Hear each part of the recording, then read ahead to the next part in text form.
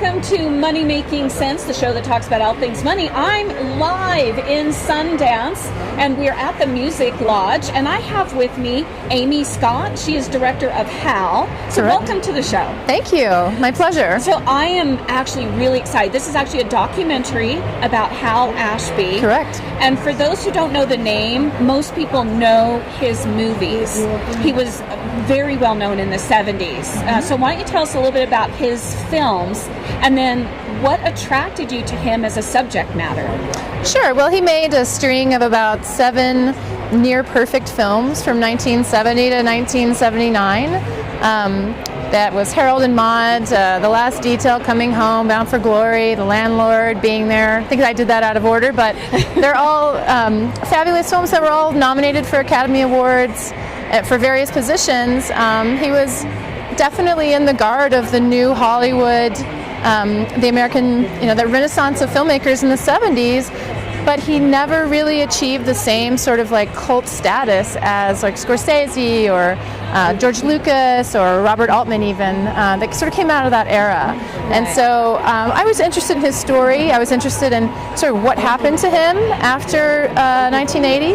Was it the studios? Was it sort of what happened to him? And so that I was compelled to make the film to sort of in search of that. So I know that Hal started off as an editor. He did. And you also started as an editor. So it was that part of the attraction, or did you just were first started off curious, like, well, what happened to Hal Ashby? Yeah, I mean, I was a fan first of the films. I mean, I studied his films in school, but that's true. I've been an editor for 15 years, and so Hal Ashby actually had a similar trajectory, although he was an Academy Award-winning editor on The Heat of the Night, and then he had his first directorial debut when he was 40 years old, and so I'm kind of doing the same at exactly the same age, so same time. See, you're just mirroring. I'm mirroring. A lot of his stories spoke to me, so yes. Yeah, no, I've seen almost all of those movies, and loved every single one of them.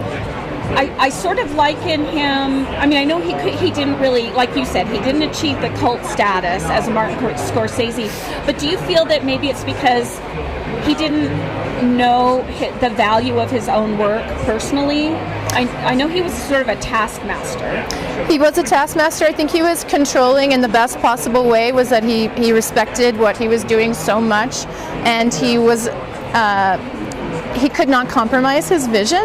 And I think so much of navigating the Hollywood studio system at that time meant you had to compromise here and there. And I think he did know the value of his work. I just think that he was unwilling to compromise at those really strategic points, which, I think it's admirable in some ways.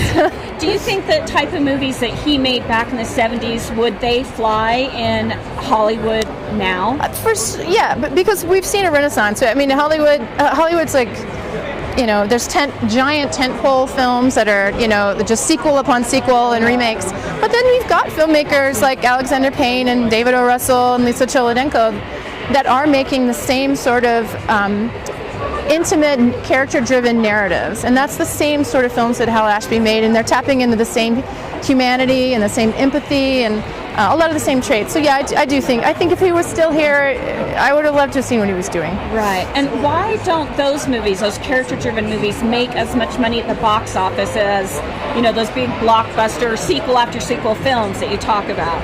Oh, I don't know. I mean, I think it's really hard to push marketing. It's hard to have like a Target line of clothes built after a small, just an interpersonal drama. I think those movies are made for, sort of examining the human condition, and they're not made to be monetized on the same level. So I don't know if they ever will be, and that's fine.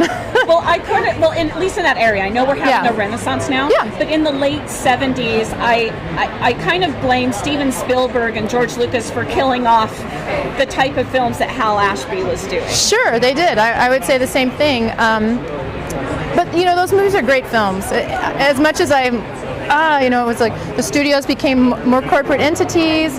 They became these tentpole films, and Jaws and Close Encounters and all of those giant films that just got bigger and bigger and bigger. They are great films in that era.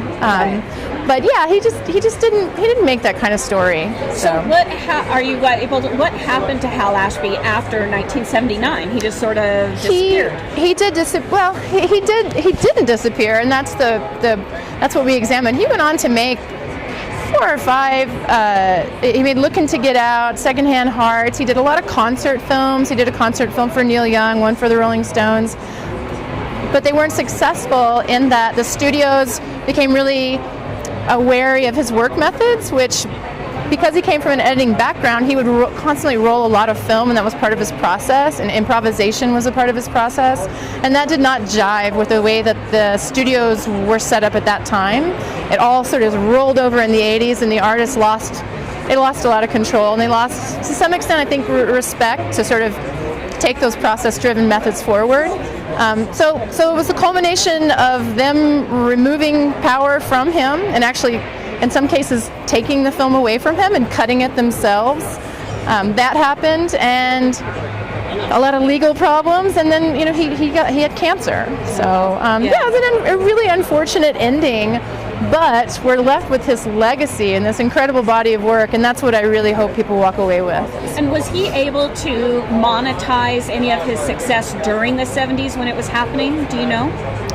I mean, in the extent of which he had a house in Malibu Colony and a lot of cars. I don't know what his personal finances look like. I'm sure to some extent, yeah, I think he was a high roller, but he was a cool, low-key, mellow, hippie dude, and I don't think he was a flashy. If he was monetizing, I don't know if we would have known about it. Okay. Yeah. Right. What other projects do you have coming up? I'm germinating a few ideas right now. There's no contracts that have been set in stone yet, but I'm looking to merge sports and politics and sort of athletes that are speaking out on the left. So I'm looking at something like that right now, but we'll see. How that goes. Sort of a no-no. I mean, for a long time, it's athletes, a big no-no. Yeah. You just don't. Athletes don't talk. You get paid to play. Right. But it's all changing now. Exactly. So. And how much, if you don't mind, how much was your documentary to make, like from start to finish? Oh goodness. Well, I think our budget is a little over $500,000, but so much of that was we did it ourselves. We really did. We had a team.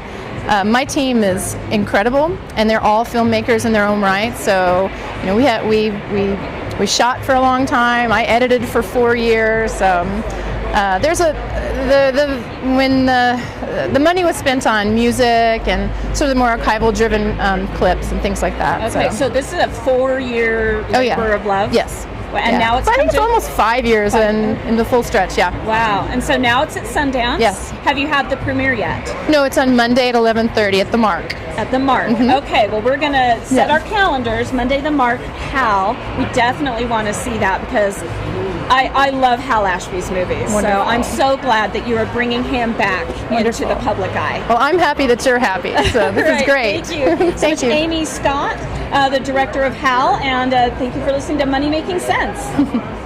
Thanks for being a Money Making Sense listener. Follow your common sense on social media. Money Making Sense on Facebook, Twitter, and Instagram.